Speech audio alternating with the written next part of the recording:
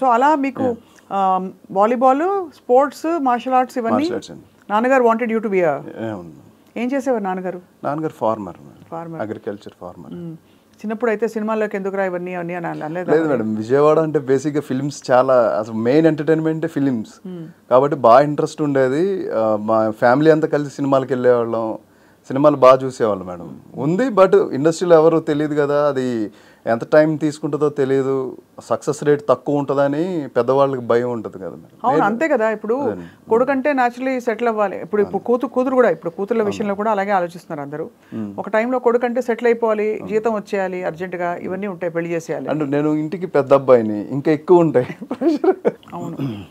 మీరు యాక్చువల్లీ మరి మీకు యాక్చువల్లీ రోల్ పడింది ఏ ఇయర్లో? 2006లో మీరు అసిస్టెంట్ డైరెక్టర్గా జాయిన్ అయ్యి మొదలు పెట్టారు. ఫస్ట్ మీ తెర పరిచయం అయింది దీంతో కదా, ఈ లక్ష్మీ ఎన్టీఆర్ కంటే ముందు. వంగవీటి కంటే ముందు ఒక 3 ఫిల్మ్స్ హీరోగా చేశారు. కానీ వంగవీటిలో నోట్ అయ్యారు మీరు, బాగా స్ట్రాంగ్ గా నోట్. దేవినేని నెహ్రూ గారి క్యారెక్టర్ మీద. నెహ్రూ గారి క్యారెక్టర్. అవును. సో ఆ క్యారెక్టర్ వచ్చినప్పుడు ఎలా ఫీల్ అయ్యారు మీరు? చాలా ఫస్ట్ ఆఫ్ ఆల్ ముందు బాస్ అక్కడి నుంచి కాల్ వచ్చిందంటే ఎప్పటి నుంచో అప్పుడు ఆఫీసులకు తిరుగుతున్నాను మేడం. అప్పుడు కూడా బాస్ సినిమాల్లో చేయాలని చెప్పి తిరుగుతున్నాను, కానీ ఎప్పుడు ఆపర్చునిటీ దొరకలా. కానీ ఒకసారి మంజు అన్న కాల్ చేసి టెస్ట్ షూట్ ఉంది రమ్మన్నారు. నేను ఏంటి అని కూడా అడగలేదు, ముందు ఇమీడియట్గా వెళ్ళిపోయాను. ఫొటోస్ చూపించారు, లుక్ టెస్ట్ చేశారు, ఒక పోస్టర్ చూపించారు, అలా పెట్టమన్నారు, పోజ్ పెట్టాను, ఇమీడియట్ ఓకే అన్నారు, బాస్కి పంపించారు. ఫస్ట్ ఓకే అయిన క్యారెక్టర్ మేడం నాది. అందులో బాస్ కూడా చాలా హ్యాపీ. అంటే వంగవీటి యాక్చువల్లీ చాలా బాగా తీశారు, అంటే కథపరంగా కొంచెం డ్రామా అది పండించిన ఫిల్మ్ అది. మీకు ఆపోజిట్ ఆవిడ కదా, మన ఆవిడ యాక్ట్రెస్ పేరు బెంగాలీ ఆవిడే, తనకి madam Ranga character. But anyway ఆ సినిమాలో యాక్ట్ చేసిన తర్వాత మీకు పొలిటికల్ ముద్ర పడిపోతుందని ఏం భయమే లేదా? లేదు మేడం, ఆపర్చునిటీ వచ్చింది, ప్రూవ్ చేసుకున్నాను, పేరు వచ్చింది, ఇవన్నీ వచ్చిన తర్వాత ఇంకా ఆ నెక్స్ట్ నుంచి అందుకే నాకు డిఫరెంట్గానే పండి మేడం. లేదా టచ్ చేసి చూడు రవితేజ గారితో అండ్ ఆటగాళ్ళు, మళ్ళీ ఇమీడియట్ కథానాయకుడు మహానాయకుడు లక్ష్మీ ఎన్టీఆర్. ఇంకా తర్వాత మళ్ళీ నేను పొలిటికల్గా ఏం చేయలేదు కదా, చేయలేదు, వచ్చినాయి కానీ నేను చేయలేదు. అవును, కానీ లక్ష్మీ ఎన్టీఆర్ ఆఫ్ కోర్స్ అదొక అది, అంటే కథానాయకుడు మహానాయకుడు వైఎస్ఆర్ గారు and Lakshmi NTR very popular, ఇద్దరు పాపులర్ లీడర్స్ క్యారెక్టర్స్ చేయడం. So first let start with కథానాయకుడు మహానాయకుడులో వైఎస్ఆర్ గారి క్యారెక్టర్ వేయడం. ఏమని చెప్పారు మీ క్యారెక్టర్? ఇలా వైఎస్ఆర్ గారి క్యారెక్టర్ అన్నారు. నేను ఇమీడియట్ కృషి గారికి అలా ఒబే చేశాను. లేదు లేదు లేదు, అది నీకు రాసి పెట్టుంది, వచ్చింది అని అన్నారు. అలా ఫస్ట్ అది ఆపర్చునిటీ, నువ్వు ఇలా కనిపిస్తావు అది ఇది అని చెప్పారు. ఇంకా ఇమీడియట్ ఆ క్యారెక్టర్కి ఎలా ట్రైన్ అవ్వాలి ఏంటనేది అంతా గ్రౌండ్ వర్క్. ఎప్పుడు అంటే నాకు అది వంగవీటి నుంచి అలవాటైంది మేడం, గ్రౌండ్ వర్క్ చేసుకోవడం. ఇంకా గ్రౌండ్ అంటే అసిస్టెంట్గా చేయడం అనేది నాకు అక్కడ ప్లస్ అయింది. ఆ గ్రౌండ్ వర్క్ నుంచి అక్కడి నుంచి అలా ఈ క్యారెక్టర్ని ఎలా ప్లే చేయాలి ఏంటనేది అంతా వర్క్ చేశాను మేడం. అక్కడ నుంచి మరి లక్ష్మీ అదే టైంలో జరిగిందా లక్ష్మీ ఎన్టీఆర్? ఒకటేసారి జరిగింది. సో ఇక్కడ చెప్పలేదు. ఎందుకంటే అది చేస్తున్నాను అంటే మళ్ళీ క్లాష్ వస్తుంది అంటారేమో అని చెప్పి నేనైతే బాస్కి బాస్కి చెప్పకుండా ముందు కమిట్ అయిపోయి ఆ తర్వాత చెప్పాను. కానీ ఎంత ఈవెంట్ఫుల్ చూడండి, అంటే మీరు చేసిన కొన్ని సినిమాలే అయినా కూడా చాలా ఈవెంట్ఫుల్ క్యారెక్టర్స్ పడ్డాయి మీకు, మంచి మంచి పెద్ద పెద్ద స్టార్స్తో. సో మరి ఇందులో వేసినప్పుడు మీకు మేనరిజమ్స్ చెప్పించారా లక్ష్మీ ఎన్టీఆర్లో చంద్రబాబు నాయుడు గారి క్యారెక్టర్? దానికి కూడా అంటే నేను సెల్ఫ్గా అప్పటికే బోల్డ్ అండ్ పేపర్స్, ఆయన వీడియోస్ ఇవన్నీ కూర్చొని రోజు గంటల తరబడి ఆయన వీడియోస్ చూడటం, అండ్ ప్రతి ఆన్లైన్లో ఉన్న ప్రతి ఫొటోస్ ప్రింట్అవుట్లు తీసుకొని రోజు ఇంట్లో పెట్టుకునేవాడిని మేడం. ఎక్కడున్నా సార్, క్యారవాన్లో ఉంటే క్యారవాన్లో ఫొటోస్ ఉండాలి.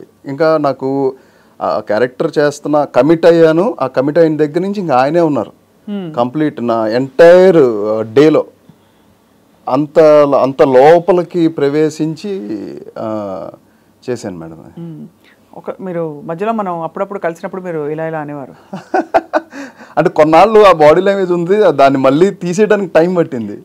ఉండిందా కొద్దిగా? అది పోలేదు మేడం, అది నాకు నేను దాంట్లోంచి బయటకు రావడం చాలా హోంవర్క్ చేశాను ఆ టైంలో. అంటే ఆ పార్టీకి సంబంధించిన నాయకులు కానీ ఆయన్ని డైరెక్ట్గా తెలిసిన వ్యక్తులు చెప్పారు వచ్చి ఇలా మీరు కరెక్ట్గా బాగా చేశారని? బాగా చేశానని చాలా మంది చెప్పారు, చాలా మంది. అలాగే వైఎస్ఆర్ గారి క్యారెక్టర్ కూడా మీరు బాగా చేశారని, అంటే చాలా తక్కువ టైం కనిపించినా కూడా ఇంపాక్ట్ఫుల్గా ఉండింది మీ ప్రెజెన్స్. అవును మేడం. వీటన్నిటికీ శ్రీతేజ్ మీకు టైంకి డబ్బులు ఇస్తారు వీళ్ళందరూ సినిమా వాళ్ళు? పర్వాలేదు. అంటే చాలా డెలికేట్ క్వశ్చన్, కానీ ఎందుకు అడుగుతున్నానంటే న్యూ కమర్ అన్నప్పుడు న్యాచురల్లీ అందులో మీకు సినిమా బ్యాక్గ్రౌండ్ లేదు కదా. సో ఇనిషియల్ డేస్లో కొంచెం మనం అడగడానికి జంకుతాం, ఆ తర్వాత ఇబ్బంది అవుతుందని చెప్పి చాలా మంది చెప్పుకోగానే విన్నాను. సో మీకు అలాంటి ప్రాబ్లం ఎప్పుడు రాలేదా? అంటే వచ్చినాయి, కానీ ఇంకా సముద్రంలో ఈదుతున్నాం అని తెలిసినప్పుడు భరించాలి మేడం కొన్ని. అందుకనే వచ్చిన ఎకానమీని జాగ్రత్తగా పెట్టుకుని ఆ వచ్చిన వాటితో ఎంత జాగ్రత్తగా పెట్టుకుని ట్రావెల్ అవుతున్నాం అనేది చాలా ఇంపార్టెంట్ మేడం. ఇప్పుడున్న ఫిల్మ్ ఇండస్ట్రీకి రావాలనుకునే ప్రతి ఒక్కళ్ళు కూడా సరే ఒక 1 lakh వచ్చిందని అంటే ఆ 1 lakh వచ్చేసింది కదా అని చెప్పి ఫోన్స్ కొనేసుకోవాలో లేదా బట్టలు కొనేసుకోవాలో అని చెప్పి ఎక్స్ట్రీమ్ లెవెల్ ఖర్చు పెట్టేస్తే మాత్రం చాలా ఇబ్బంది పడిపోతారు. ఎందుకంటే నెక్స్ట్ ఆపర్చునిటీ ఎలా ఉంటుందో తెలియదు, ఎప్పుడు వస్తుందో తెలియదు, ఆ డబ్బులు కరెక్ట్గా వస్తాయో లేదో తెలియదు. కొంతమంది చాలా కరెక్ట్గా ఇస్తారు, కొన్ని చోట్ల వాళ్ళ యొక్క ఆర్థిక ఇబ్బందుల వల్ల సినిమాలు సరిగ్గా ఆడకపోవడం వల్ల అలా ఏమైనా ఆగేది. ఎందుకంటే ఇక్కడ నెగిటివ్గా ఆలోచించడానికి కూడా లేదు మేడం. ప్రొడక్షన్ చేసిన తర్వాత sale point of view producer గారికి చాలా టఫ్ అవుతుంది. అవును, ఖర్చు పెట్టేటప్పుడు ఈజీ, సేల్ పాయింట్ ఆఫ్ వ్యూకి వెళ్ళేసరికి చాలా హార్డ్ అవుతుంది. అక్కడ సాధక బాధకాలు చాలా ఉంటాయి, అవన్నీ ఎవరికి చెప్పలేరు కూర్చోబెట్టి. అందువల్ల మన ఇండస్ట్రీలో అది అందరికీ జరిగేదే. ఏదో నేనే కదా, పెద్ద పెద్ద హీరోలకి అందరికీ కూడా జరుగుతుంది అని నేను. కానీ ఒక స్టేజ్ దాటిపోయాక అది ఎఫెక్ట్ చేయదు, ఎందుకంటే ఎకానమీ ఆల్రెడీ స్టాగ్నేట్ అయి ఉంటుంది. అది ₹1,00,000 కావచ్చు, అది ₹1,00,00,000 కావచ్చు, కానీ స్టాగ్నేట్ చేయాలి అమౌంట్ ని. అదే అంటే బేసికలీ మీరు దాచుకోవాలంటున్నారు. 100%. సో మీరు అయితే దాచుకున్నారు, ఎక్కడ దాచుకున్నారు చెప్తే మేము కూడా వెళ్ళి. స్వప్న అండ్ బ్యాంక్. అంతేనా? కానీ సీరియస్గా సేవింగ్ అలవాటు అని చాలా మంచి మాట చెప్పారు శ్రీతేజ్ మీరు. అది కానీ ఇప్పుడు మీరు డిమాండ్ చేసే అంత ఇచ్చే పరిస్థితుల్లోకి మీరు ఎదిగిపోయారా? ఇంచుమించుగా కొద్దిగా. అంటే ఇప్పుడు నేను అడిగింది అయితే కొద్దిగా అటు ఇటుగా ఇంత అనుకుంటున్నానండి అంటే, లేదు మేము ఇంత బడ్జెట్ అని అనుకుంటాం అంటారు. ఆ బార్గెనింగ్ అయితే ఎప్పుడు ఉంటుంది. ఇట్స్ నాట్ ఎ డిమాండ్ చేయడానికి. డిమాండ్ సప్లై పాయింట్ ఆఫ్ వ్యూలో మాట్లాడుకుంటే సప్లై చాలా ఉంది, అవును, డిమాండ్ అనేది ఇక్కడ లేదు మేడం. వెన్ డిమాండ్ అనేది ఎప్పుడు అవుతుందంటే మార్కెట్ ఎక్స్ట్రీమ్ లెవెల్ ఉండాలి. అంటే ఒక 5 కోట్లు నా మీద ఖర్చు పెడితే ఒక 15 కోట్లు 10 కోట్లు వచ్చేలా ఉందనుకోండి, అప్పుడు సార్ నాకు ఇంత ఇవ్వండి అని అడగడానికి కూడా ఒక పద్ధతి ఉంటుంది. ఒక విధంగా చూసుకుంటే శ్రీతేజ్ మీరు అంటే మంచిగా ఎదిగినట్టే. బికాజ్ ఇవాళ మీరు లీడ్ క్యారెక్టర్స్ కి మిమ్మల్ని ఎంచుకుని, ఇప్పుడు మీరు అన్నట్టు 100 మంది ఉండొచ్చు మీలాంటి వాళ్ళు, అంటే బడ్డింగ్ ఆస్పైరింగ్ యాక్టర్స్. బట్ మీరు ఎస్టాబ్లిష్ అయినా కూడా కొత్త పరిచయం అంటే న్యూ ఇండస్ట్రీకి మీకు ఒక మంచి లీడ్ రోల్ ఇచ్చారంటే యూ హ్యావ్ గ్రోన్ ట్రెమెండస్లీ. లేట్గా అయినా లేటెస్ట్గా అయింది. అది కళామ తల్లి బ్లెస్సింగ్ మేడం, అమ్మ బ్లెస్సింగ్స్. నేను అదొకటే బిలీవ్ చేస్తాను. ఎప్పుడైతే మనం బిలీవబిలిటీ అండ్ ఏ ఫీల్డ్లోకి అయితే వచ్చామో ఆ ఫీల్డ్ నమ్మాలి కంపల్సరీ. ఇంట్రెస్ట్, లోపల ట్రస్ట్ చేయాలి. నేను ఎందుకు వచ్చాను, నేను ఏం సాధించాలనుకుంటున్నాను ఏంటనేది లోపల అంతరాత్మక అయినా సరే గట్టిగా చెప్పుకుంటూ ఉండాలి. చెప్పుకుంటూ ఉంటున్నప్పుడు అది ట్రావెల్ చేపిస్తుంది మేడం. అది ఎలా జరుగుతుందో కూడా మనకు తెలియదు.